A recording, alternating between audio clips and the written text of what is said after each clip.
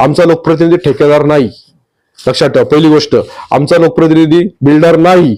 Number एक, आमचा लोकप्रतिनिधी कुठल्याही याच्यामध्ये इन्व्हॉल्व्ह नसतो, म्हणजे भ्रष्टाचाराचा कुठलाही आरोप त्यांच्यावर कधी झालेला नाही. या सगळ्या गोष्टीचा असा आणि स्वतःचा कधी विचार करत नाही, 18-18 तास काम करणारा हा लोकप्रतिनिधी आहे. निश्चितपणे या वाढत्या शहराला वाढत्या गरजा आहेत, गरज संपत नाही, वाढत्या गरजा आहेत. त्या वाढत्या गरजा पूर्ण करण्याचं व्हिजन आहे हे कथोरे साहेबांकडे आहे. असं एक प्रामाणिक कार्य करतो. मी 25 वर्ष कथोरे साहेबांबरोबर, यावर्षी सिल्वर ज्युबली आहे माझ्या कथोरे साहेबांच्या बरोबरचं जी आमची कमिटमेंट किंवा आमचं जे बॉन्डिंग आहे त्याला 25 वर्ष यावर्षी पूर्ण होतील. त्यामुळे मी 25 वर्ष सातत्याने त्यांच्यावर प्रामाणिकपणे काम का करतो, कारण मला कळतं की या माणसाकडे खूप मोठी व्हिजन आहे आणि मी कुठल्याही गोष्टीचा टेक्निकल अभ्यास करतो आणि त्या टेक्निकल अभ्यास करून मी त्याच्यानंतरच बोलतो. आणि विरोधकांना पण माझी विनंती आहे की तुम्ही समोरासमोर बसा, आरोग्य व्यवस्था असेल, पाणी व्यवस्था असेल, विद्युत व्यवस्था असेल, या सगळ्यावर आमची चर्चा करण्याची, इन्फ्रास्ट्रक्चर असेल याच्यावर चर्चा करण्याची तयारी आहे. निवडणुकीचा काळ म्हणून बोलत नाही, इतर वेळेला पण कधी पण आमची बसायची तयारी आहे. परंतु या विजनरी माणसाला महाराष्ट्राच्या विधानसभेमध्ये 5व्यांदा पाठवल्यानंतर या मुरबाड मतदारसंघाला महाराष्ट्राच्या मंत्रिमंडळामध्ये प्रवेश मिळणार आहे. आपल्यासाठी संधी आहे, बदलापूरकरांसाठी संधी आहे की आता तुम्ही आमदार निवडून देत नाही आहात, तुम्ही आता महाराष्ट्राच्या विधिमंडळातल्या मंत्रिमंडळामधला एक सदस्य निवडून देणार आहात आणि ते बदलापूरकरांसाठी खूप मोठी पर्वणी ठरणार आहे. जो माणूस आमदार म्हणून एवढा निधी आणू शकतो तो मंत्री झाल्यानंतर तर बदलापूर आणि मुरबाड ग्रामीण आणि अंबरनाथ रावी या पट्ट्यामध्ये प्रचंड डेव्हलपमेंट त्या ठिकाणी होऊ शकते. बदलापूरकरांना माझी विनंती आहे की मी त्या बाबतीमध्ये आवाहन करतो की तुम्ही 20 तारखेला जास्तीत जास्त संख्येने मतदान करा. बदलापूरमध्ये 2,13,000 मतदान आहे. आज बदलापूर शहरामध्ये काय होतं, लोक मतदान 50%च्या आसपास मतदान होतं. मी यावेळेला जिथे जिथे जाहीर सभा आहेत त्या सगळ्या जाहीर सभांमध्ये एकच लोकांना विनवणी करतो की कृपा करून लोकशाही दिलेला तुम्हाला अधिकार आहे. डॉक्टर बाबासाहेब आंबेडकरांनी घटनात्मक अधिकार दिले, त्याच्यामध्ये त्या अंबानीला पण एकच मत दिलं आणि संभाजी शिंदेला पण एक मत दिलं, अनिकेतला पण एकच मत दिलंय. किती गरीब झोपडपट्टीत राहणाऱ्याला सुद्धा एक मत दिलंय, टॉवर मध्ये राहण्याला एक मत दिलंय. तुम्ही तुमच्या मताचा वापर करा, तिथे जा, तुम्हाला वाटलं ना मतदान तिथे करतायत त्याला मतदान करा. कथोरे साहेबांना मतदान त्या ठिकाणी करा, पण मतदानाची टक्केवारी वाढवा. मतदानाची टक्केवारी वाढण्याची गरज आहे. लोकशाही आता बघा, ग्रामीण भागामध्ये 75% 80% मतदान होतं. आता काही देशातले राज्य तिथे 85% वोटिंग होतं, पण बदलापूरकर झाले. आपण मतदानाच्या बाबतीत उदासीन का? तुम्हाला ज्या काही तुमच्या वोटर स्लिप असतील, काय लागतील किंवा वोटर नंबर असतील, या आमच्याकडे. नवीन लोक राहायला येतात, त्यांनी नोंदणी केली आहे. बदलापूर शहराचं साधारणपणे 2019चं जी मतदान संख्या आहे त्याच्यामध्ये जवळजवळ 1 ते 1.25 लाख मतदान वाढल्यात. म्हणजे काही लोक डिलीट झाली, जी इथं सुरू गेली त्यांची नाव डिलीट झाली आणि नवीन 1 लाख मतदार आहे. गेल्या 5 वर्षात बदलापूर शहरामध्ये नवीन आलेला मतदार 1 लाख आहे. त्याच्यामुळे त्या सगळ्यांना माझी विनंती आहे की तुम्ही बूथ सेंटर पर्यंत या. 20 तारखेचा एक दिवस आहे ना, तुमचा एक दिवस फक्त या देशासाठी, या राज्यासाठी द्या, कथोरे साहेबांसाठी द्या. पुढचे 5 वर्ष तुम्हाला कुठलीही समस्या असेल ना, कुठलंही काय असेल, या शहराचं जर भवितव्य घडवायचं असेल तर तुम्हाला एक दिवस द्यायचा आहे. पुढची 5 वर्ष आम्ही लोकप्रतिनिधी कथोरे साहेब तुमच्याबरोबर आणि राज्य शासन, युतीचं सरकार 100% येणार आहे. लक्षात ठेवा. लाडली बहिणा योजना असेल या बाबतीमध्ये तर एक मोठा त्याच्यावर एक एपिसोड तयार होईल एवढी माहिती आमच्याकडे आहे. परंतु विरोधकांकडे आता बोलण्यासारखं काही राहिलेलं नाहीये. नुकतीच आपली महामंत्रीपदी निवड झाली. महाराष्ट्रात लाडकी बहीण योजना जी आहे ती अंमलात आणली. विरोधकांचं असं म्हणणं आहे की लाडली बहीण तर आणली योजना, परंतु महागाई एका साईडला वाढली, बहिणींचे पैसे जे आहेत ते आता भावांकडून वसूल केले जात आहेत सरकारकडून. यावरती आपलं काय मत आहे की कशा प्रकारे ही योजना राबवली? विरोधकांना बोलायला काय जात नाही. काय झालं माहिती का की आता 1500 रुपये राज्य शासनाने लागू केले. मध्य प्रदेशच्या धर्तीवर ही योजना लागू झाली, 1500 रुपये लागू झाले. आता मग जर विरोधकांना या योजनेच्या बाबतीमध्ये ऑब्जेक्शन होतं तर मग त्यांच्या जाहीरनाम्यामध्ये 3000 रुपये का टाकले की आम्ही आमचं सरकार आल्यानंतर महालक्ष्मी योजनेत आम्ही 3000 रुपये देऊ, म्हणजे त्यांना पण द्यायची इच्छा आहे. आणि एक लक्षात ठेवा, अजितदादा पवार हे अतिशय अभ्यासू अर्थमंत्री आहेत. त्यांनी ही योजना आणताना देवेंद्र फडणवीस साहेब असतील, एकनाथ शिंदे साहेब असतील, यांच्या अधिपत्याखाली पूर्ण राज्याचा आर्थिक परिस्थितीचा अभ्यास केला.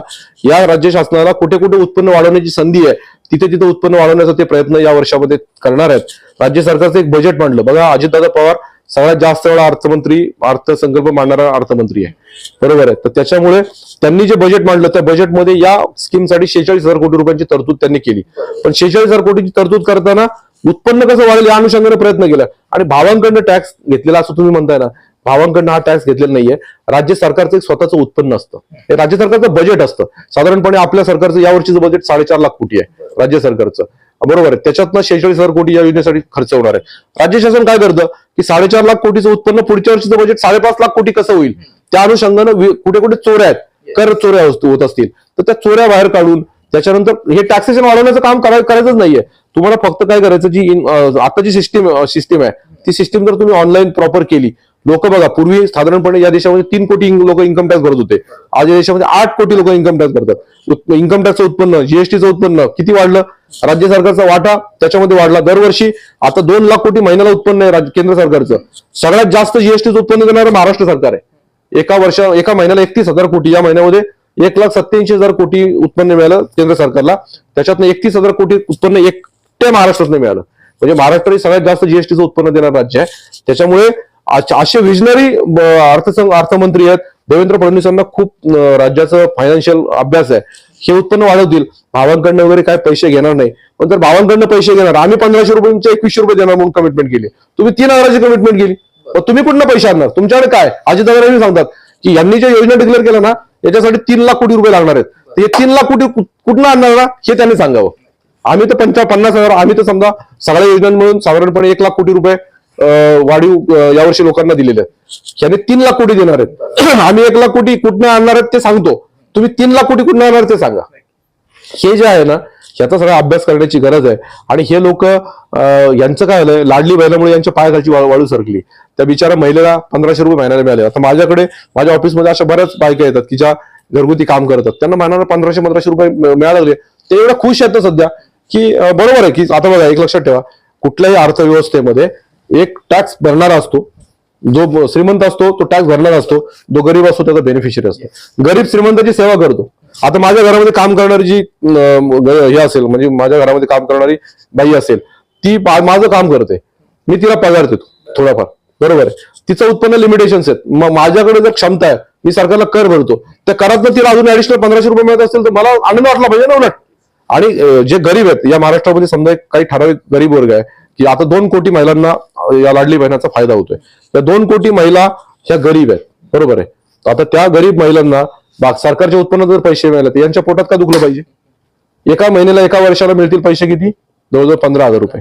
नवीन योजनेप्रमाणे ते मिळतील बारदुने 24,000 रुपये वर्षाला मिळतील. 25,000 रुपये जर एखाद्या घरामध्ये एका बाईला गेले, एखाद्या घरामध्ये 2 महिला असतील, 50,000 रुपये मिळाले, त्या घरामध्ये एक खूप मोठं हे येतं, त्यांची दिवाळी तयार होते. हो, आता 7,500 रुपये मिळाले, आज महाराष्ट्रातल्या बायकांनी दिवाळी साजरी केली.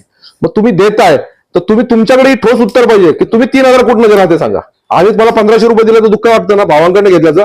मग तुम्ही का 3,000 भावांकडनं नाही घेणार का पाऊस पडणार पैसे तुमच्याकडे? तुम्ही पण भावांकडनं घेणार ना पैसे. ही उत्तर आहेत ना, याला काही लॉजिक नाहीये. आणि त्याच्यासाठी आम्ही समोरासमोर त्यांच्याशी फायनान्शियल याच्यावर पण चर्चा करायला तयार आहोत. खरं तर लोकशाहीचा मोठा सण 20 नोव्हेंबरला असणार आहे. आपल्या एका मतामुळे या शहराचा, या देशाचा विकास होणार आहे. आपल्या एका मतामुळे शिक्षण, आरोग्य सगळे प्रश्न सुटणार आहे. जनतेला काय आवाहन कराल? कारण शेवटी मतदार राजा जो आहे तो जनतेला मानला जातो. नागरिकांना काय आवाहन कराल? माझी तमाम बदलापूरकरांना आणि महाराष्ट्रातल्या सगळ्या मतदारांना एकच विनंती आहे की कृपा करून 20 तारखेला कुठेही सुट्टीवर जाऊ नका. 20 तारीख तुमच्यासाठी राज्य शासनाने घोषित केलेली सुट्टी आहे.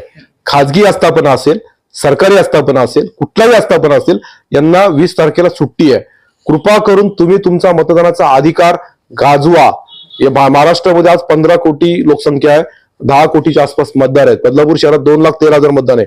माझी तुम्हाला कळकळीची विनंती आहे की कृपा करून तुम्हाला ज्यांना योग्य वाटेल, आम्ही तर तुम्हाला सांगितलं की महायुतीचं सरकार येणार आहे, परत तुम्ही महायुतीला मतदान करा.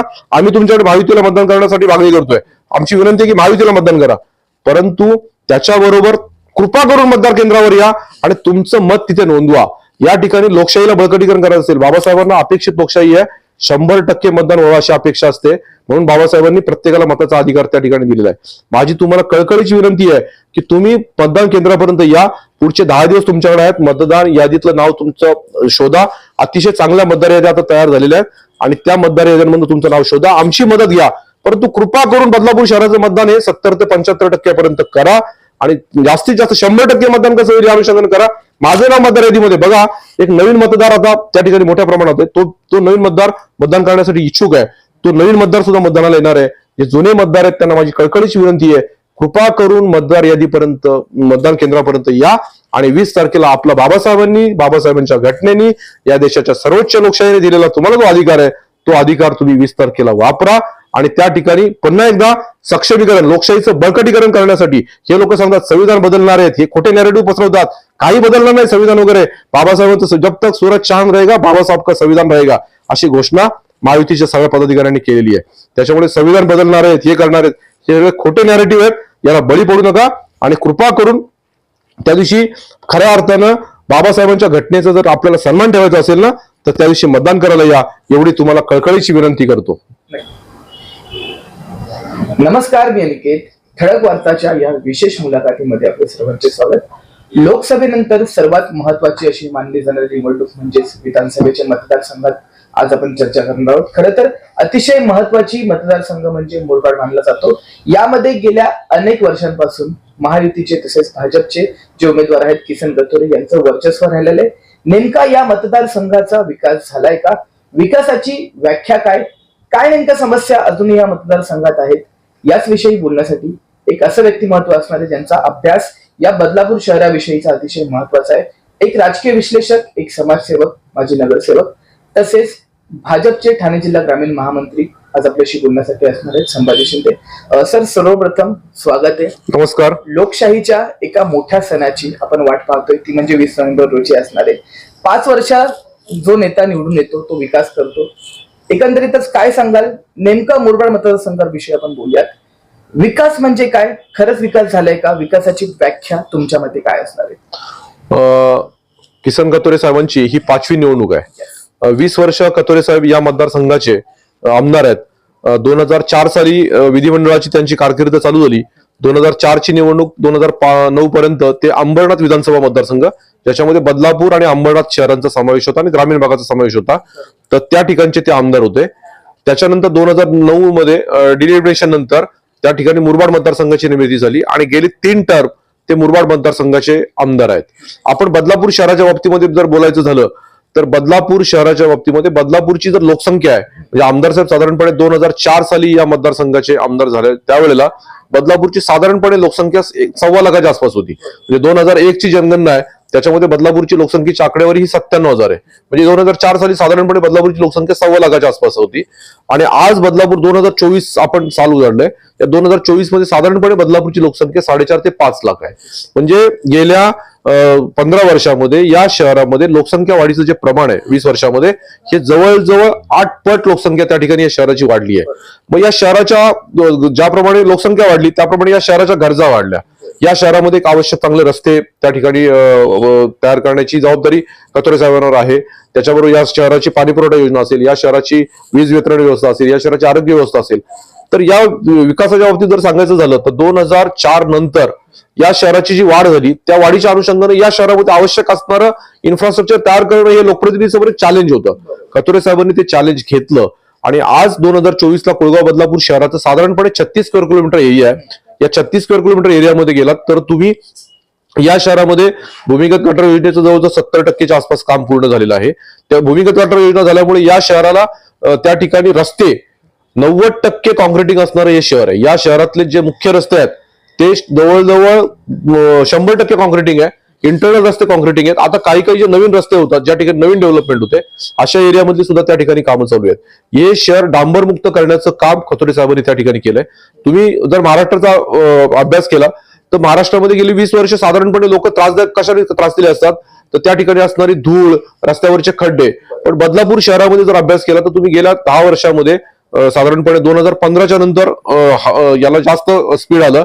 देवेंद्र फडणवीस सरकार आल्यानंतर, पूर्णपणे महायुतीचं सरकार आल्यानंतर, आणि गेल्या 10 वर्षामध्ये या शहरामध्ये मोठ्या प्रमाणामध्ये कॉन्क्रीटची कामं झाली. पूर्वी काय व्हायची, डांबराची कामं व्हायची, डांबराच्या कामाचं रिपेअरिंग करायचं, रिपेअरिंग करून मग त्याच्यामध्ये खड्डे भरायचे, पावसाळ्यामध्ये प्रचंड चिखल, प्रचंड वाईट अवस्था. परंतु एक कॉन्क्रीट केल्यामुळे या शहरातलं धुळीचं साम्राज्य त्या ठिकाणी निघून गेलं. पावसाळ्यामध्ये लोकांना जो त्रास व्हायचा तो त्या ठिकाणी निघून गेला. 2009 नंतर ही मुवमेंट चालू झाली. 2015 नंतर त्यांनी स्पीड पकडलं. आज शहरामध्ये जवळजवळ 90% आसपास रस्त्यांचं कॉन्क्रिटीकरण झालंय. म्हणजे शहरातल्या लोकांना त्या ठिकाणी सुसह्यपणा मिळालेला आहे. शहराची इतकी प्रचंड वाढ आहे. कात्रप एरिया, शिरगाव एरिया, बेलवली असेल, बदलापूर गाव असेल, या पट्ट्यामध्ये इंटरनल लेआउट्स आहेत. बदलापूर शहर हे एक सुनियोजित शहर आहे. या शहरामध्ये स्लम एरिया हार्डली 2 ते 3% आहे. त्याच्यामुळे या ठिकाणी पूर्वी लेआउट पडलेले आहेत आणि या लेआउट मध्ये या शहराचा डीपी प्लॅन पण व्यवस्थित तयार झालेला आहे. त्याच्यामुळे त्या लेआउट मधले इंटरनल रोड करण्याची जबाबदारी सुद्धा या ठिकाणच्या स्थानिक स्वराज्य संस्थेवर त्या ठिकाणी होती. परंतु स्थानिक स्वराज्य संस्थेचे लिमिटेशन्स असतात निधी खर्च करण्यामध्ये. नगरपालिकेमध्ये आम्ही नगरपालिकेत काम करतो. नगरपालिकेचे स्वतःच्या उत्पन्नाचे लिमिटेशन्स असतात. कथोरे साहेबांनी MMRDA माध्यमातून, राज्य सरकारच्या नगरोत्थान योजनेच्या माध्यमातून, वेगवेगळ्या ज्या राज्य शासनाची वैशिष्ट्यपूर्ण योजना आहेत, रस्ते अनुदान आहेत, याच्या माध्यमातून करोडो रुपयांचा निधी या शहरामध्ये आणला आणि या शहरातले जे मुख्य रस्ते असतील, या शहरातले अंतर्गत रस्ते असतील, हे सगळे रस्ते पूर्ण त्या ठिकाणी करून टाकले. आज अशी परिस्थिती आहे की कथोरे साहेबांकडे एखादा सोसायटीचा माणूस किंवा एखाद्या परिसरातला माणूस, साहेब आमचा हा रस्ता डांबर आहे, कॉन्क्रिटिंग करा, कथोरे साहेब त्याची लिस्ट काढतात. या निवडणुकीपूर्वी सुद्धा जवळजवळ 250 ते 300 कोटी रुपयांचे रस्ते कथोरे साहेबांनी मंजूर करून आणले. म्हणजे रस्त्याचं एक नेटवर्क या शहरामध्ये इतकं प्रॉपर तयार केलं, तो खऱ्या अर्थाने या शहराचा विकास त्या ठिकाणी झालेला आहे. त्याच्याबरोबर या शहरातली पाणी व्यवस्था असेल, विद्युत वितरण व्यवस्था असेल, याच्या बाबतीमध्ये पण मी तुम्हाला सांगतो, पण रस्त्यांच्या बाबतीतला पण एक विकास, महत्वपूर्ण विकास त्या ठिकाणी मोठ्या प्रमाणात झालाय. तो विकास झाला. त्याच्या अनुषंगाने या शहराला रिक्वायरमेंट काय, ते एक प्रशासकीय भवनाची रिक्वायरमेंट होती. कथोरे साहेबांनी सगळ्यात पहिलं प्रशासकीय भवनाचं जेव्हा त्या जागेवर निर्मिती करण्याची वेळ आली, साधारणपणे 40 कोटी रुपयांचा खर्च होता. पहिला 10 कोटीचं जे वैशिष्ट्यपूर्ण अनुदानाचं GR आहे, तो कथोरे साहेबांच्या पत्रावर राज्य शासनाकडून प्राप्त झालेला आहे. त्याच्यानंतर आता हे सरकारनंतर या सरकारने 20 कोटी रुपये दिले, नगरपालिकेने उत्पन्नातनं काही पैसे त्या ठिकाणी टाकले. परंतु याची सुरुवात आहे, या प्रशासकीय इमारतीची सुरुवात आहे 10 कोटींची. हे कथोरे साहेबांच्या पत्रावर वैशिष्ट्यपूर्ण जे अनुदान मिळालं राज्य शासनाकडनं, त्या GRच्या माध्यमातून आम्ही त्यावेळेला बॉडीमध्ये 2015च्या नंतर बॉडीमध्ये होतो. आदरणीय वामनजी म्हात्रे त्या नगराध्यक्ष होते. आमदार साहेबांनी या सगळा पाठपुरावा करून नगरपालिकेला 10 कोटी रुपये दिले आणि त्याच्यानंतर त्याची निविदा निघाली आणि काम चालू झालं. आज एक चांगली प्रशासकीय इमारत कुळगाव बदलापूर नगरपालिकेला मिळाली आहे. कुळगाव बदलापूर शहरामध्ये साधारणपणे काही गार्डन्स चांगल्या तयार झाल्यात. त्या गार्डन्स मध्ये सुद्धा कथोरे साहेबांनी मोठं योगदान त्यांच्या आमदार फंडातनं केलं किंवा राज्य शासनाकडनं पैसे आणले. दुसरं महत्वाचं म्हणजे बदलापूर शहरामध्ये एका चांगल्या क्रीडा संकुलाची गरज होती. बदलापूर शहरामध्ये हेंद्रेपाडा या ठिकाणी 11 स्टेडियम झालेलं आहे, 11 खेळांचं, 11 छोटी छोटी स्टेडियम आहेत. तर त्याच्यासाठी त्या ठिकाणचे जे नगरसेवक आहेत, राजेंद्र घोरपडे म्हणजे माजी नगराध्यक्ष, यांनी कथोरे साहेबांकडे पाठपुरावा केला आणि त्याच्यातून कथोरे साहेबांनी सुद्धा DPDCच्या माध्यमातून त्यांना निधी दिला. काही नगरपालिकेचा निधी मिळाला, काही राज्य शासनाचा वैशिष्ट्यपूर्ण निधी मिळाला आणि त्या ठिकाणी 11 खेळांचं एक सुसज्ज असं स्टेडियम त्या ठिकाणी तयार झालं. त्याच्यामध्ये घोरपडे साहेबांनी केलेला पाठपुरावा आणि आमदार साहेबांनी त्यांना दिलेली मदत, या सगळ्यांमुळे सुंदर असं क्रीडा संकुल त्या ठिकाणी तयार झालं. मी स्वतः त्या ठिकाणी दररोज सकाळी खेळायला जातो. म्हणजे लॉन टेनिस आहे, तर लॉन टेनिस त्या ठिकाणी खेळायला जातो. खूप मोठ्या प्रमाणामध्ये सकाळी जवळजवळ 500 ते 600 खेळाडू. कुळगाव बदलापूर शहरात एक चांगलं पश्चिमेला क्रीडा संकुल तयार झालं. त्याच्या बाजूला एक प्रशासकीय इमारत आहे, UPSC MPSC जे भवन आहे, तर त्याच्यासाठी सुद्धा घोरपडे साहेबांनी कथोरे साहेबांकडे पाठपुरावा केल्यामुळे त्याच्यामध्ये त्यासाठी सुद्धा DPDCच्या माध्यमातून पैसे मिळाले, राज्य सरकारच्या माध्यमातून पैसे मिळाले, नगरपालिकेचा स्वनिधी, याच्यातून ती एक प्रशासकीय इमारत, छान अशी प्रशासकीय इमारत त्या ठिकाणी तयार झाली. आणि त्याच्यामध्ये आज प्रशासकीय भवन जे आहे, कुठलं UPSC MPSC सेंटर, तिथे जवळजवळ 200 ते 250 मुलं प्रशिक्षण घेत आहेत. एक सुंदर असं ते भवन त्या ठिकाणी तयार झालं. बदलापूर पूर्वेला आणि बदलापूर पश्चिम हे शहर वाढलं. बदलापूर पूर्वेला एकच पोलीस स्टेशन होतं. कथोरे साहेबांनी पाठपुरावा करून बदलापूर पश्चिमेला एक पोलीस स्टेशन दिलं. म्हणजे या शहरामध्ये कायदा आणि सुव्यवस्था राखण्यासाठी किंवा या शहरामध्ये शांतता ठेवण्यासाठी त्यांनी 2 पोलीस स्टेशनची निर्मिती त्या ठिकाणी केली. भूमिगत गटार योजनेचा टप्पा 1 होता. तो टप्पा 1 जेव्हा पूर्ण झाला होता, पहिल्यांदा Jawaharlal Nehru national urban renewal mission मधनं एक टप्पा पूर्ण झाला होता. दुसऱ्या टप्प्यासाठी काही जी वाढणारी गाव होती, त्या वाढणाऱ्या गावांना त्या ठिकाणी त्याची गरज होती.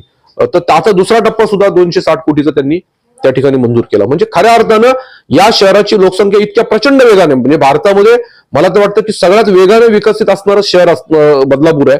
आणि या शहराची रिक्वायरमेंट आहे की तिथली स्थानिक स्वराज्य संस्था पुऱ्या करू शकत नाही.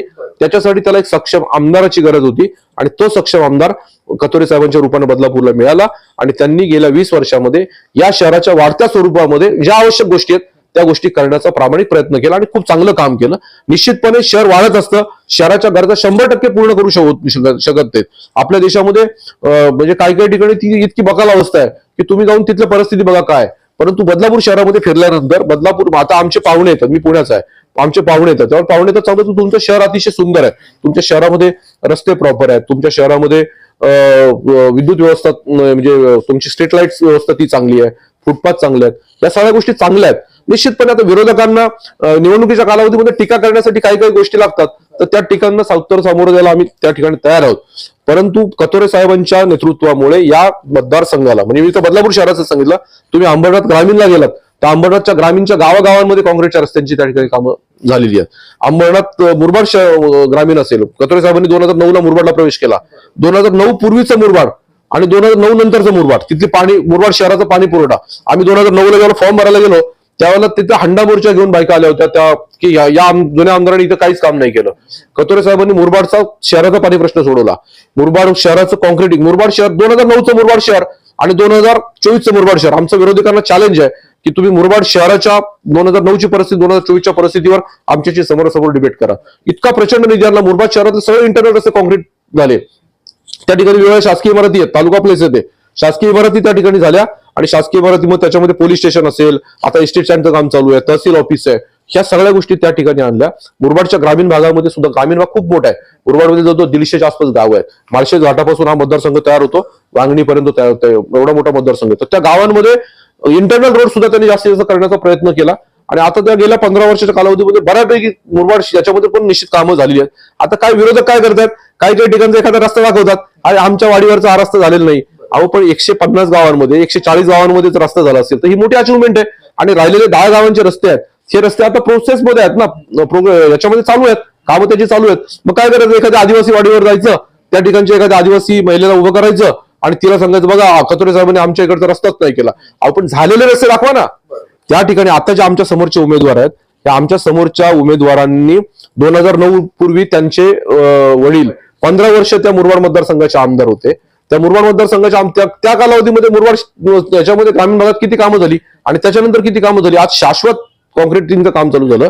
नगर जो रस्ता आहे, कल्याण नगर रस्ता आहे, ह्या रस्त्याचं एवढ्या वर्षामध्ये यांना कधी वायडिंग करायची इच्छा नाही झाली. पण आता कतोरे साहेबांनी नॅशनल हायवे अथॉरिटीकडनं त्याच्यासाठी पैसे आणले. आज त्या रस्त्याचं वायडिंगचं काम चालू झालं माळशेज घाटापर्यंत हे करून. आज तिथे एक प्रचंड ऍक्सिडेंट त्या पट्ट्यामध्ये होत होते, पण त्याच्यासाठी आदरणीय नितीन गडकरी साहेबांची त्याची हे घेऊन, त्यांनी मदत घेऊन केंद्र सरकारच्या निधीतून त्या ठिकाणी ती काम चालू झाली. त्यामुळे शाश्वत विकास काय असतो याचं मूर्तिमंत उदाहरण म्हणजे किसन कतोरे साहेब. प्रचंड व्हिजनरी नेता आम्हाला या मुरबाड मतदारसंघाला मिळालाय, हे आमचं भाग्य आहे. आणि शाश्वत विकास काय असतो याच्यावर ते महाराष्ट्राच्या विधिमंडळातल्या इतर आमदारांना मार्गदर्शन करू शकतील इतकी कॅपॅसिटी कतोरे साहेबांनी कडे तयार झालेली आहे आणि त्यांनी इतकी कामं त्या ठिकाणी केलेली आहे. जसं की आपण सांगितलं की 2001चा बदलापूर लोकसंख्या 1.25 लाख होती. आता 2024ची जर आपण गोष्ट केली तर 5 लाखाच्या घरात पाहायला मिळते. शहर वाढतंय, लोकसंख्या वाढते. मुंबईची पहिली पसंती आता बदलापूरला येते. परंतु इथल्या मूलभूत समस्या ज्या आहेत त्या काही प्रमाणात आपल्याला अजूनही भेडसावत आहेत. म्हणतात पाणी हेच जीवन. सगळ्यात महत्वाचं पाणी समस्या अजूनही कुठे ना कुठे भेडसावते बदलापूर शहरामध्ये. एकंदरीत काय वाटतं, नियोजन कशा प्रकारे असणार येणाऱ्या काळामध्ये पाण्यासमस्या? मी तुम्हाला एक गोष्ट सांगतो, मी 1994 सालापासून या शहरामध्ये राहतो. 1991 साली बदलापूरची लोकसंख्या होती 50,000. नगरपालिकेची स्थापना झाली 1992 साली. साधारणपणे 12 खेड्यांची मिळून ही नगरपालिका होती, तयार झाली. त्यावेळेला या ठिकाणी लेआउट झालेले होते, इमारती झालेल्या नव्हत्या. हळूहळू या 12 गावांमध्ये इमारती, मी 94 सालापासून या ठिकाणी राहायला आलोय, हळूहळू इमारती व्हायला लागल्या. त्यावेळेला 12 गावांची पाणी पुरवठा योजना होती ना, त्याच्यामध्ये काय होतं तर एका गावामध्ये एक छोटी टाकी असायची. त्या टाकीत त्या गावाला, बदलापूर गाव असेल, मांजरली असेल, कुळगाव असेल, कात्रप असेल, म्हणजे कुळगावच्या एका टाकीतनं संपूर्ण कात्रप आणि कुळगाव शिरगाव परिसर व्हायचा. 1992 साली 2 टाक्या शिरगावच्या त्या ठिकाणी एका पाणी पुरवठा योजना, आदरणीय साबिरभाई शेख तेव्हा आमदार होते, त्यांच्या माध्यमातून नगरपालिकेने एमजेपीला कर्ज दिलं, म्हणजे एमएमआरडीकडनं कर्ज मिळालं. ते नगरपालिका त्याचा हप्ता भरत होती आणि त्या ठिकाणी त्या 2 टाक्या झाल्या. 1992 सालापासून 2004 सालापर्यंत लोकसंख्या वाढत गेली. त्याच्यानंतर कतोरे साहेबांनी काय केलं, या पाणी पुरवठ्याच्या बाबतीमध्ये एक शाश्वत पाणी स्कीम तयार केल्या. आणि त्यावेळेला नशिबाने Jawaharlal Nehru national urban renewal mission नावाची एक योजना आली. त्याच्यामधून बदलापूरला जवळजवळ 80 कोटी रुपयांची योजना चालू झाली. सगळ्यात पहिल्यांदा मी दर्शकांना आणि आमच्या मतदारांनाही सांगू इच्छितो की बदलापूर नगरपालिका प्रत्येक ठिकाणी स्थानिक स्वराज्य संस्थांच्या ताब्यात पाणी पुरवठा योजना असते. मुंबई महानगरपालिका असेल, कल्याण डोंबिवली महानगरपालिका असेल, एखादी नगरपालिका असेल किंवा नगरपंचायत असेल किंवा ग्रामपंचायत असेल, त्यांच्याकडे पाणी पुरवठा योजना असतो. आपल्या बदलापूर शहरामध्ये महाराष्ट्र जीवन प्राधिकरण नावाचं एक संस्था आहे, ती संपूर्ण त्याची वितरण व्यवस्था करते. उल्हास नदीतनं पाणी उचललं जातं. उल्हास नदीतनं बॅरेज, म्हणजे ब्रिटिशांच्या काळात बांधलेलं ते धरण होतं, जे 2005 मध्ये वाहून गेलं. त्या धरणाच्या पाणी पुरवठा या शहरांना, बदलापूर शहर, अंबरनाथ शहर, ऑर्डनस या 3 ठिकाणी पाणी पुरवठा साधारणपणे होतो. 2005 साली कतोरे साहेब 2004 साली आमदार झाले. 2005 साली बदलापूरमध्ये मोठा महापूर आला. 2005 साली ते धरण वाहून गेलं. 2005 मध्ये पूर्ण ब्रिटिशांनी 100 वर्ष धरण वाहून गेलं. कतोरे साहेबांनी तत्कालीन ते ज्यावेळेला पाणी पुरवठा मंत्री होते अजितदादा पवार, यांच्याकडे पाठपुरावा केला आणि त्या बॅरेजचं धरणाचं काम 1-1.5 वर्षामध्ये पूर्ण केलं. की अख्खं धरण वाहून गेलं होतं. फिल्ट्रेशन प्लांट संपलेला होता सगळा ब्रिटिशांच्या कालावधीमध्ये बांधलेला. कतोरे साहेबांनी तातडीने पाठपुरावा करून ते बॅरेजचं धरण बांधून घेतलं. बदलापूर, अंबरनाथ आणि वर्णनसाठी वाढीव पाणी पुरवठा योजना मंजूर करून घेतल्या. आता हे शहर जसं जसं वाढत गेलं तशी तशी Jawaharlal Nehru national urban development मिशनची एक योजना आली. त्याचा निधी जो आहे तो निधी MJP ला मिळाला. त्यातनं काही टाक्या त्या ठिकाणी झाल्या, काही पाईपलाईन त्या ठिकाणी झाल्या. त्याच्यानंतर परत लोकसंख्या वाढत होती, बिल्डिंगची कामं प्रचंड. आता मी स्वतः विकासक आहे, मी गेला याच्यामध्ये 50 बिल्डिंगचं मी काम केलंय. गेल्या 20 वर्षामध्ये मी 50 म्हणजे 1000 फ्लॅट मी बांधलेले आहेत. बदलापूर शहरामध्ये असे जवळजवळ 1 लाख फ्लॅट त्या ठिकाणी तयार झाले. आज बदलापूरची लोकसंख्या 4 लाख झाली. त्याच्यासाठी आवश्यक असणारं जे वॉटर इन्फ्रास्ट्रक्चर आहे ते हळूहळू तयार व्हायला लागलं आणि हळूहळू तयार होऊन आज बदलापूर शहरामध्ये 12-13 ठिकाणी टाक्यांची कामं झालेली आहेत. आणि प्लस आता जसं जसं शहर वाढतंय तसं तसं पाणी कमी पडतंय. मग कतोरे साहेबांनी सुरुवातीला या उल्हास नदीतनं 2004-5 साली फक्त 60 MLD पाणी उचलण्याची परवानगी होती. आज बदलापूर नगरपालिका, अंबरनाथ नगरपालिका आणि ऑर्डिनन्स म्हणून 120 MLD पाणी त्या ठिकाणी उचलतात. म्हणजे या शहराची रिक्वायरमेंट 60 MLD आहे बदलापूर शहराची, तर ती 58 MLD ती त्या ठिकाणी पूर्ण होते. फक्त काय झालंय, डिस्ट्रीब्युशन सिस्टीम या जुन्या असल्यामुळे त्या ठिकाणी लिकेजेसचं प्रमाण मोठ्या प्रमाणामध्ये आहे, चोरीचं प्रमाण मोठ्या प्रमाणात आहे. तर ते कमी करण्याचा प्रयत्न त्या ठिकाणी चालू आहे. कतोरे साहेबांनी आता परत एक नवीन क्रांतिकारी काम काय केलं, तर उल्हास नदीतनं अंबरनाथ आणि बदलापूर आणि ऑर्डिनन्सला एकाच ठिकाणावरून पाण्याचं पंपिंग होत होतं. एक फिल्ट्रेशन प्लांट बदलापूरला आहे, त्या फिल्ट्रेशन प्लांट मधून पाणी होऊन फिल्टर होऊन अंबरनाथला जातं, ऑर्डिनन्सला जातं. कतोरे साहेबांनी काय केलं, आता एक ठरवलं की या 2 शहरांची पाणी पुरवठा योजनाच वेगळी करू आपण. तर त्यांनी त्याच्यासाठी पाण्याचा एक नवीन स्रोत म्हणजे उल्हास नदीचं जे वाहते पुढे, तर अंबरनाथला जे नाळिंबी म्हणून गाव आहे, भिसोळ म्हणून गाव आहे, त्या भिसोळ गावाच्या तिथे यावर्षी तुमच्या नगरोत्थान योजनेतनं, अमृत योजनेतनं एक स्कीम मंजूर केल्या बदलापूर आणि अंबरनाथ शहरांसाठी. आणि अंबरनाथची पाणी पुरवठा योजना वेगळी त्या ठिकाणी केली. अंबरनाथची वेगळी पाणी पुरवठा करून त्या ठिकाणी अंबरनाथचा जो उद्भव आहे आणि फिल्ट्रेशन प्लांट आहे तो तिकडनं जाईल. हे संपूर्ण पाणी जे आता उल्हास नदीतनं उचललं ते पूर्णपणे बदलापूर शहराला त्या ठिकाणी मिळेल. त्याच्यामुळे त्यांनी दुसरा एक प्रयत्न काय केला, त्याच्यामुळे बदलापूर शहराची जी गरज आहे ती जास्त भागेल आणि आपल्याला थेट पाणी मिळेल. अंबरनाथचं पाणी तिकडे गेल्यामुळे हे जे पाणी आहे सगळं बदलापूरमध्ये मिळेल. दुसरी गोष्ट त्यांनी काय केलं, कतोरे साहेबांनी 2004 नंतर सगळ्यात मोठं काम काय केलं असेल तर बारवी धरणाची उंची वाढवण्याचं काम केलं. आता जे सांगतात ना विरोधक की पाणी समस्या, यांचे वडील 15 वर्ष आमदार होते, यांनी कधी बारवी धरणाच्या उंची बाबतीमध्ये प्रयत्न नाही केला. कतोरे साहेबांनी बारवी धरणाची उंची, आता मी स्वतः सिव्हिल इंजिनियर आहे, मी तुम्हाला सांगतो एखादं धरण नवीन बांधणं ही खूप अवघड गोष्ट असते, परंतु बारवी धरणाची उंची फक्त 3 मीटर वाढवल्यानं बारवी धरणाचा पूर्वीचा जेवढा साठा होता तेवढा ऍडिशनल साठा मिळाला. म्हणजे नवीन धरण तयार झालं 3 मीटरच्या उंची वाढीमुळे. पण त्यावेळेला काय करायचं होतं की सराउंडिंग एरियामध्ये कॅचमेंट वाढल्यामुळे त्या ठिकाणचं पुनर्वसन करायचं होतं. त्या लोकांना विश्वासात घ्यायचं होतं. मुरबाड तालुक्यातली काही गावं याच्यामध्ये बुडीत क्षेत्रात जात होती. मग तिथल्या लोकांना योग्य मोबदला, त्यांच्यासाठी नवीन घरं, तिथल्या लोकांना नोकऱ्या, ही सगळी कामं कतोरे साहेबांनी 2005च्या नंतर चालू केली. आज बारवी डॅमला साधारणपणे मला वाटतं 3-4 वर्षापूर्वी बारवी डॅमची कॅपॅसिटी डबल झाली. या सगळ्या लोकांचं प्रॉपर पुनर्वसन केलं. 1250 लोकांना जे तिथले पुनर्वसन आहेत, ग्रस्त लोक आहेत, पूरग्रस्त लोक आहेत, ह्या लोकांना त्या ठिकाणी कल्याण डोंबिवली महानगरपालिका, बदलापूर नगरपालिका, अंबरनाथ नगरपालिका, ठाणे महानगरपालिका, ज्या बारवी डॅमचे लाभार्थी आहेत त्या सगळ्यांच्या ठिकाणी 1254 लोकांना कतोरे साहेबांनी नोकऱ्या त्या ठिकाणी दिल्या. त्याच्यामुळे त्या लोकांनी पण हसत आपल्या जमिनी दिल्या आणि त्यांचं अतिशय सुंदर असं पुनर्वसन केलं. तुम्ही जर गेलात ना मुरबाड भसा रोडला तर त्या ठिकाणी अतिशय सुंदर अशी वस्ती त्या ठिकाणी त्या लोकांची तयार झाली की जे लोक डॅमच्या बाजूला छोट्याशा घरात राहत होते, आज तिथं बंगले त्या ठिकाणी तयार झाले. त्यांचं प्रॉपर पुनर्वसन करून ती योजना आणली.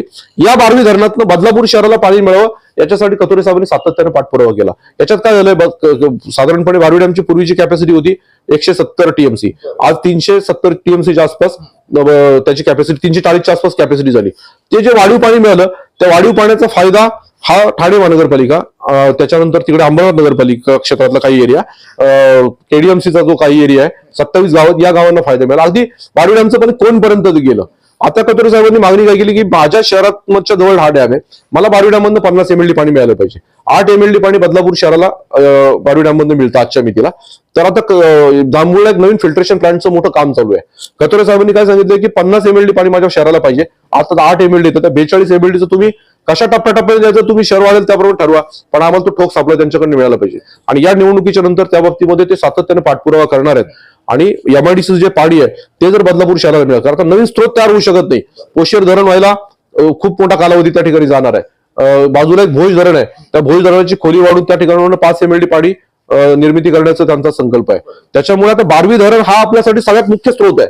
की ज्याच्यातनं आपल्याला पाणी मिळू शकतं. आणि कतोरे साहेबांनी राज्याच्या मुख्यमंत्र्यांकडे उपमुख्यमंत्र्यांकडे या बाबतीमध्ये सातत्याने पाठपुरावा केलाय आणि बारवी धरणातलं या शहराला पाणी त्या ठिकाणी मिळालं तर निश्चितपणे या शहरातली काही प्रमाणामध्ये बघा, आज 5 लाख वस्तीचं शहर आहे.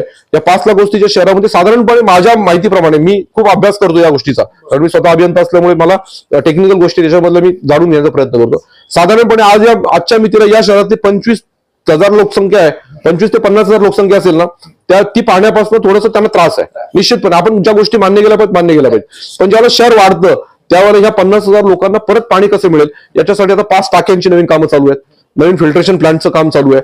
कतोरे साहेबांनी स्कीम वेगळी केल्यामुळे ह्या पट्ट्याला पूर्णपणे परत पाणी कसं मिळेल त्याच्यासाठी ते प्रयत्न करत आहेत. म्हणजे विरोधकांनी समोरासमोर बसावं. आणि 4.5 लाख लोकवस्तीच्या शहरामध्ये 4 लाख लोकांची कंप्लेंट नाहीये. मी स्वतः स्टेशनच्या जवळ राहतो. माझ्या प्रभागामध्ये गेल्या 8-9 वर्षामध्ये कधी पाण्याची टंचाई आली नाही, प्रेशरचा प्रॉब्लेम झाला नाही. एखाद्या बिल्डिंगला कधी आलं तर तातडीनं एमजीपीला फोन केला, दुसऱ्या दिवशी या गोष्टी तयार होतात. दुसरी कतोरे साहेबांनी मागणी याच्यामध्ये काय केली की बदलापूरची पाणीपुरवठा योजना वेगळी, अंबरनाथची वेगळी आणि ऑर्डिनन्सला इथनं पाणी देतं, कारण ब्रिटिश कालापासून ऑर्डिनन्सला पाणी देण्याची जबाबदारी आपली आहे. तर अंबरनाथचा स्रोत तिकडनं पाणी मिळेल आणि या तिन्हीचे एक प्राधिकरण तयार करावं. काय झालंय, महाराष्ट्र जीवन प्राधिकरण नावाची जी संस्था आहे ती थोडीशी सक्षम नाहीये या सगळ्या योजना. महाराष्ट्रामध्ये त्यांच्याकडे कुठल्याच, एक माथेरान सोडलं तर कुठल्याच ठिकाणच्या त्यांच्याकडे पाणीपुरवठा योजना नाहीये. मग ते बदलापूरला मग कतोरे साहेबांनी राज्याच्या मुख्यमंत्र्यांकडे मागणी केली की या 3 नगरपालिकांचं, की ज्या खऱ्या अर्थानं महानगरपालिका आहेत आता 2, बदलापूर, अंबरनाथ आणि ऑर्डिनन्स, तर या 2 महानगरपालिका होणाऱ्या भविष्यामध्ये यांच्या दृष्टिकोनातून एक प्राधिकरण तयार करा. जसं स्टेम आहे तसं त्या स्टेमच्या धर्तीवर एक प्राधिकरण तयार करा आणि या प्राधिकरणाच्या माध्यमातून या ठिकाणी याचं नियोजन पाण्याचं होईल. म्हणजे काय होईल की आता मुंबईला पाण्याचा दर आहे 5 रुपये, आता बदलापूरकर आपण पाणी पितो 12 रुपयांनी. उद्या हे प्राधिकरण तयार केलं, महाराष्ट्र जीवन प्राधिकरणाचा पूर्ण स्टेटमध्ये GR आहे आणि त्याचा पाणी पुरवठ्याचा दर ठरलेला आहे, त्याच्यामुळे त्या दराने आपल्याला पाणी मिळतं. कतोरे साहेबांनी काय सांगितलं की हे प्राधिकरण तयार झालं तर याचं सगळं फायनान्शियल नियोजन, याचं सगळं टेक्निकल नियोजन ते प्राधिकरण करेल आणि मग या मुंबई महानगरपालिका काय करते, लोकांना त्यांच्या उत्पन्नात सबसिडाईज मधनं कमी दराने पाणी देते. उद्या हे प्राधिकरण तयार झालं ते प्राधिकरण स्वतःची योजना तयार करेल, स्वतःची योजना तयार करून लोकांचा पाण्याचा दर सुद्धा त्या ठिकाणी कमी होईल आणि तुम्हाला इथं टेक्निकल स्टाफ भरता येईल. आता एमजीपीकडे माणसं भरता येत नाहीत, ऍडमिनिस्ट्रेटिव्ह त्यांच्याकडे स्टाफ नाहीये, टेक्निकल स्टाफ त्या ठिकाणी नाहीये, पण प्राधिकरण ज्यावेळेला तयार होईल त्यावेळेला या संपूर्ण शहर, या 2 अंबरनाथ शहर, बदलापूर शहर आणि ऑर्डिनन्स यांच्यासाठी एक ठोक. या बदलापूर शहरातनं एमजीपीला उत्पन्न आहे 23 ते 24 कोटी रुपये वर्षाला. म्हणजे खरं तर या बदलापूर आणि अंबरनाथ शहर ही एमजीपीला सगळ्यात जास्त उत्पन्न देणारी शहर आहेत. म्हणजे उद्या जर प्राधिकरण तयार झालं तर उत्पन्न प्रचंड मोठ्या प्रमाणामध्ये मिळेल आणि त्याच्यातून या शहरांमध्ये काम होईल. आता काय होतं, एमजीपी इथनं मिळालेलं उत्पन्न आहे ना ते त्यांच्या डिपार्टमेंटला वापरतं, पुढे कोकण डिव्हिजन मधले पगार करायचे आहेत, तर शहरातलं उत्पन्न शहरात राहायला पाहिजे. त्या अनुषंगाने कतोरे साहेबांनी प्राधिकरण तयार करण्याचा पाठपुरावा राज्य सरकारने केलाय.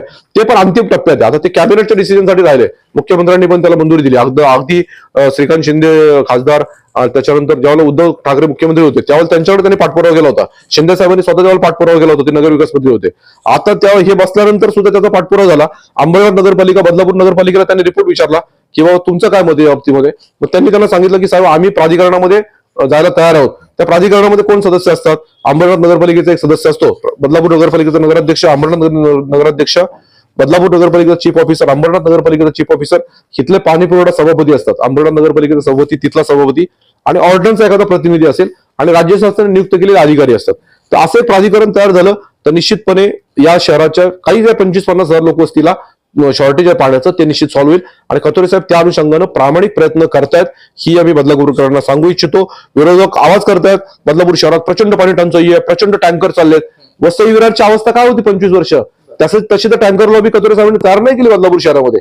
वसई विरार, नालासोपारा आणि नगर बाणिकपूर, मी अतिशय जवळून त्या शहरांचा अभ्यास केलाय. 25 वर्ष त्या लोकांना घरात पाणी येत नव्हतं. 100% कॉन्क्रीट याच्यावर तुमच्या टँकरवर अवलंबून राहावं लागत होतं. आता सूर्या प्रकल्प झाला नंतर तेव्हा त्या शहराची पाणीपुरवठा योजना झाली. बदलापूर शहरात तशी अवस्था नाही ना. बदलापूर शहरातल्या 10% लोकांना टंचाईच्या वेळेला टँकर मागवावं लागत असतील, 90% लोकांना शाश्वत पाणीपुरवठा आजही चालू आहे आणि निश्चितपणे त्याच्यामध्ये सुधारणा करण्याला वाव आहे. आणि पुढच्या 5 वर्षामध्ये आमचा मेन गोल तोच राहणार आहे की प्राधिकरणाची निर्मिती आणि त्यातनं संपूर्ण शहराचा पुढच्या 25-50 वर्षाचं नियोजन हे आमचं पाणीपुरवठा योजनेतला महत्वाचा पूर्ण भाग राहणार आहे. सोशल मीडियावरती सध्या अशी चर्चा होते की आमदारांनी 1 मे रोजी एक घोषणा केली होती की 1 मे पासून बदलापूर शहर जे आहे ते लोड शेडिंग मुक्त होईल. परंतु अनेकही ठिकाणी जर आपण पाहिलं तर लाईटीचा लपंडाव जो आहे विजेचा तो पाहायला मिळतो. याबद्दल काय, आणि त्यालाच उपप्रश्न असा असेल की टाटा पॉवर वरती देखील अनेक आरोप केले विरोधकांनी की कुठेतरी मिलीभगत आहे किंवा स्वतःचा वैयक्तिक स्वार्थ साधण्यासाठी टाटा पॉवरला जे आहे ते आपण हँड ओव्हर करतोय. एकंदरीत हे प्रकरण नेमकं काय होतं? बरं, अतिशय महत्वपूर्ण प्रश्न विचारला. मी माझ्या आता प्रचाराच्या सगळ्या भाषणांमध्ये पण ही गोष्ट सांगतोय. पहिली गोष्ट म्हणजे तर बदलापूर शहरामध्ये कुठल्याही एरियामध्ये लोड शेडिंग नाहीये. नंबर एक, बदलापूर शहरामध्ये काय झालंय, बदलापूर शहरात मी तुम्हाला सांगितलं की 50,000 लोकवस्तीचं शहर आज 5 लाख लोकवस्तीचं शहर झालं. या शहरामध्ये आवश्यक असणारी जी विद्युत वितरण व्यवस्था आहे आणि कॅपॅसिटी आहे, म्हणजे आज शहराला पूर्वी समजा एक 25 मेगावॅट लाईट लागत असेल तर आज या शहराला 150-150 मेगावॅट लाईट लागते आजच्या मितीला. मग तेवढी पॉवर कुठनं येते तर पडग्यावरनं येते. पडग्यावरनं लाईट येताना काय होतं, पडग्याला जर शॉर्टेज तयार ठिकाणी पडग्याला शॉर्टेज तयार झालं तर तुम्हाला या ठिकाणी फ्लक्च्युएशन होतात आणि प्रॉब्लेम तयार होतात. त्याच्यामुळे मध्ये मध्ये लाईट जाण्याचा प्रॉब्लेम होता. मध्ये जांभूळला एक प्रॉब्लेम झाला होता. जांभूळचं जे नवीन सबस्टेशन आहे त्या ठिकाणी वाढीव ट्रान्सफॉर्मरची गरज होती. या शहराला समजा बघा, आता पूर्वी या शहरामध्ये साधारणपणे एक 20,000 मालमत्ता होत्या. आज या शहरामध्ये 1.25 लाख मालमत्ता आहेत. तेवढे 1.25 लाख वीज कनेक्शन्स आहेत. मग त्या सगळ्यांना वाढीव विद्युत पुरवठा करण्याची जबाबदारी इतर विद्युत वितरण व्यवस्थेची आहे. परंतु पडग्यावरनं प्रॉपर सप्लाय होत नसल्यामुळे आणि या शहराला मंजूर वाढीव वीज पुरवठा मंजूर होत नसल्यामुळे कतोरे साहेबांनी टाटाचा एक जो पर्याय निवडला. त्याच्यामध्ये पण काय झालं की टाटा कंपनी जी भिवपुरीला पॉवर स्टेशन आहे आपल्यापासून, ज्या उल्हास नदीतलं पाणी येतं भिवपुरीवरनं, तिथं एक टाटाचा पॉवर प्रोजेक्ट आहे 100 वर्षापूर्वीचा. तर त्या पॉवर प्रोजेक्टच्या बाबतीमध्ये राज्य शासनाकडे टाटाने सांगितलं की आमच्याकडे आता अतिरिक्त वीज तयार होणार आहे, तर आम्हाला एखादं शहर द्या की ज्या शहराला आम्ही हे पाणी विद्युत व्यवस्था पुरवू शकू. कतोरे साहेबांनी हेरलं की आता टाटा आपल्या जवळ आहे आणि टाटाला सगळ्यात जवळ पॉवर सप्लाय करण्याची शहर कोणतं आहे तर इथं बदलापूर आणि कर्जत आहे. तर बदलापूरच्या बाबतीमध्ये कतोरे साहेबांनी आदरणीय ऊर्जा मंत्रीचे उपमुख्यमंत्री देवेंद्र फडणवीस ते ऊर्जा खातं पण त्यांच्याकडे पाठपुरावा केला की आम्हाला टाटाचा जर ठोक सप्लाय दिला तर आम्हाला पडग्यावर येणाऱ्या सप्लायची गरज नाही. तर मग टाटा बदलापूर शहरासाठी सप्लाय द्यायला तयार झालं. टाटाने साधारणपणे 260 मेगावॅटचा सप्लाय या बदलापूरसाठी रिझर्व्ह केला आणि आता त्या भिवपुरीला मोठं काम चालू आहे. तुमच्या शहापूरच्या धर्तीवर, शहापूरला एक प्रकल्प आहे पाण्याचा, की ते पाणी वरनं येतं, ते पाणी रात्रीच्या वेळेला परत वरती नेतात आणि परत पाणी खाली सोडतात. तर तसा एक प्रकल्प जो आहे तसा प्रकल्प आता टाटा भिवपुरीला करतं. त्यांच्याकडे होणारी अतिरिक्त वीज टाटा बदलापूरला एक सबस्टेशन तयार करणार आहे आणि त्या सबस्टेशनच्या बाबतीमध्ये अनेक ठिकाणी असा प्रचार झाला की त्यांना त्या सबस्टेशनसाठी त्यांना जागेची गरज होती. आता टाटा खासगी याच्यामध्ये 100% जागा घेऊ शकते.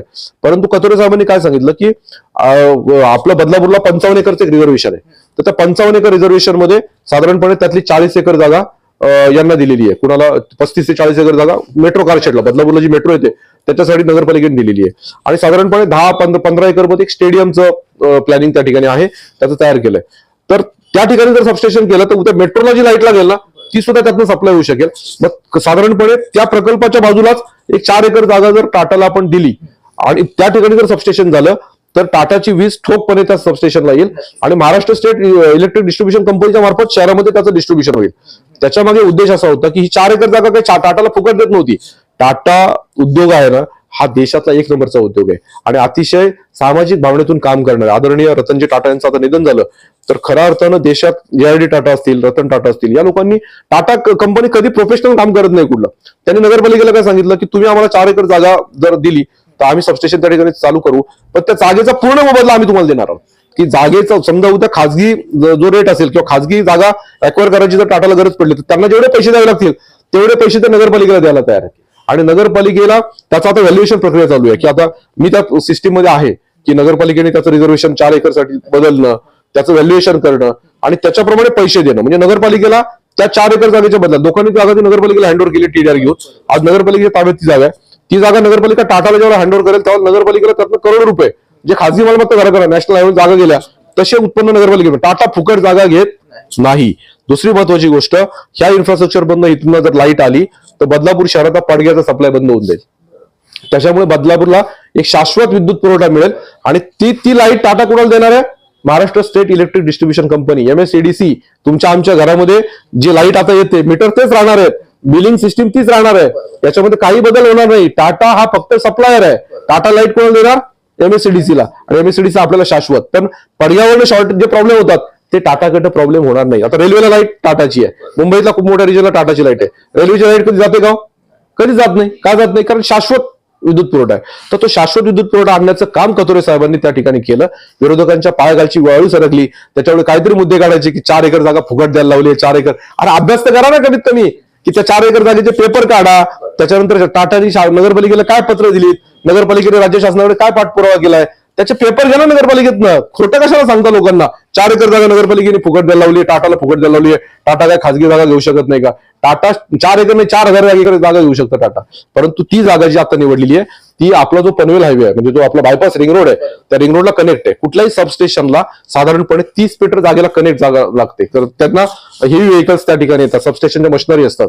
तर आणि उद्या काही मेंटेनन्स करायची असेल, आणि सगळ्यात महत्वाची गोष्ट आहे, त्या सबस्टेशनचा फायदा उद्या त्या ठिकाणी जे मेट्रो कारशेड येणार आहे, त्या ठिकाणी जे कमर्शियल हब होणार आहे त्याला होणार आहे. त्याला पण ते विद्युत पुरवठा करू शकतात जवळच्या जवळ. बदलापूरला मेट्रोची गरज आहे. मग जर उद्या टाटा मेट्रोला पण लाईट द्यायला तयार झाले तर चांगलंच आहे ना बदलापूरसाठी. उद्या मेट्रो जर लवकर चालू झाली. ह्या गोष्टी विरोधात त्याचा अभ्यास करत नाही. तर अभ्यास करा आणि त्याच्यावर नंतर बघ या टाटाच्या बाबतीमध्ये हे करा. पण बदलापूरकरांना मी सांगू इच्छितो की बदलापूरला पुढच्या काही दिवसामध्ये ही निवडणूक झाल्याच्या नंतर टाटाच्या या सगळ्या मंजुऱ्या पूर्ण होतील. MERC कडे त्याला परवानगी लागते, ती मंजुरी पूर्ण होईल आणि लवकरात लवकर बदलापूरला शाश्वत विद्युत पुरवठा त्या ठिकाणी मिळेल. आज मला कल्पना आहे की 15-15, 20-20 दिवसातनं लाईट जाते. याला कारण असं आहे की MSEDC कडे वितरण व्यवस्था तेवढी सक्षम पडद्यावरनं नाहीये आणि हळूहळू ही शहरं खूप वाढत आहेत. मग त्यामुळे टाटा हा त्याच्यावरचा सगळ्यात चांगला पर्याय कथोरे साहेबांनी निवडला आणि कथोरे साहेबांच्या व्हिजनरीमुळे बदलापूरला पुढच्या काही दिवसांमध्ये टाटाची वीज त्या ठिकाणी मिळणार आहे. आणखीन एक महत्वाचा मुद्दा जो प्रत्येकाला भेडसावतो, म्हणतात की आरोग्य हेच खरी संपत्ती असते. परंतु अजूनही बदलापूरच्या नागरिकांना एखाद्या आरोग्याचा प्रश्न जेव्हा उद्भवतो तेव्हा मुंबई सारख्या हॉस्पिटलमध्ये जावं लागतं आणि तो टाइम वाचण्यासाठी जर आपण पाहिलं तर इथे ग्रामीण रुग्णालय आहे, दुबे रुग्णालय आहे, परंतु यंत्रणा पुरेशी नसल्याने नागरिकांचे हाल होतात. मुरबाडमध्ये चित्र वेगळंच आहे, परंतु बदलापूर शहराबद्दल आपण बोलूयात. तर असं वाटतं की सुसज्ज हॉस्पिटल झालं पाहिजे, कारण विरोधक आता असंही म्हणतायत की जे बालाजी किनीकरांनी 5 वर्षात केलं ते 15 वर्षात जे आहे ते किसन कथोरे यांना जमलं नाही.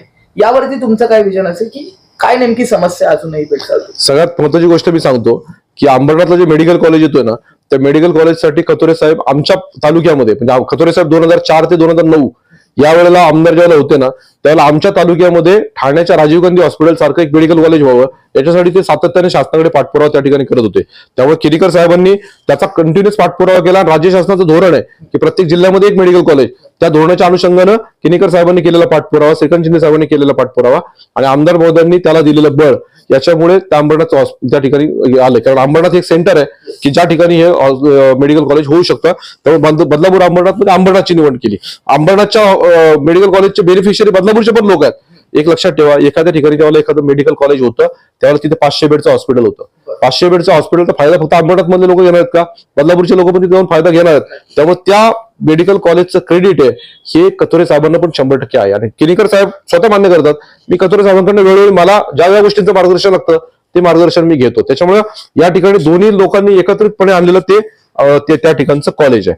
दुसरी गोष्ट म्हणजे बदलापूरच्या आरोग्य व्यवस्थेच्या बाबतीमध्ये तुम्हाला सांगतो, 50,000 लोकवस्तीचं असणारं हे जे शहर आहे, या शहरामध्ये आरोग्य व्यवस्था नगरपालिकेकडे नाहीये.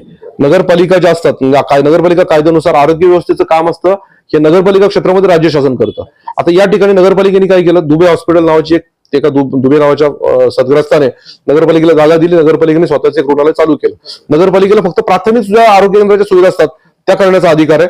ज्या मोठ्या सुविधा ते करण्याचा अधिकार नगरपालिका क्षेत्रामध्ये स्टेट गव्हर्नमेंटला आहे. कॉर्पोरेशन क्षेत्रामध्ये आरोग्य व्यवस्था ही त्या महानगरपालिकेकडे असते. महानगरपालिका क्षेत्रामध्ये आरोग्य व्यवस्थेची जबाबदारी, शिक्षण व्यवस्थेची जबाबदारी ही त्या महानगरपालिकेकडे असते. त्यामुळे तिकडे आता समजा कल्याण डोंबिवलीला एक मोठं हॉस्पिटल झालं, उल्हासनगरला हॉस्पिटल झालं, ठाण्याला हॉस्पिटल झाली, बदलापूर नगरपालिकेच्या ताब्यात नाही. कथोरे साहेबांनी एक व्हिजनरी निर्णय काय घेतला की बदलापूरचं जे ग्रामीण रुग्णालय या तालुक्याला ग्रामीण रुग्णालय पण नव्हतं.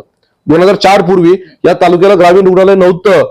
महाराष्ट्रातल्या सगळ्या तालुक्यांना ग्रामीण रुग्णालय होतं, अंबरनाथला ग्रामीण रुग्णालय नव्हतं. काहीतरी छोटे छोटे PHC होते, प्रायमरी हेल्थ सेंटर वगैरे त्या टाईपचे होते. यांनी पहिल्यांदा इथे एक ग्रामीण रुग्णालय मंजूर केलं आणि त्याचं लोकेशन बदलापूर केलं. कार्मेलच्या समोर सरकारी जागा होती ती मिळाली, त्यातून तिथे एक हॉस्पिटल निश्चित तयार झालं. आता या शहराची लोकसंख्या वाढतीये. या शहरामध्ये खासगी रुग्णालय, छोटी छोटी खासगी रुग्णालय आहेत. साधारणपणे 1 लाख वस्तीचं शहर 2005चं आज 5 लाख लोकवस्तीचं म्हणजे कॉर्पोरेशन लेवलचं शहर झालं. आता या ठिकाणी एक वेगळा वर्ग पण राहिला की जे फायनान्शियली स्ट्रॉंग आहेत, अफोर्ड करू शकतो असा एक लोक राहिला, ते ज्युपिटर सारख्या ठिकाणी जायला लागले. पण या शहरातला जो गरीब मध्यमवर्गीय आहे तर त्याला आरोग्य सुविधा शासनाकडनं देण्याची शासनाची जबाबदारी आहे. होतंय काय, या शहराची महानगरपालिका अजून होत नाहीये, सेन्सस झाली नाही. 2011च्या नंतर सेन्सस झाली नाही. 2021ला सेन्सस झाली असती, या शहराची महानगरपालिका तयार झाली असती, संपूर्ण आरोग्य व्यवस्था नगरपालिका ताब्यात झाली असती, शासनाकडनं आरोग्य व्यवस्थेसाठी मिळणाऱ्या सगळ्या ग्रँट आहेत ह्या नगरपालिकेला मिळाल्या असत्या.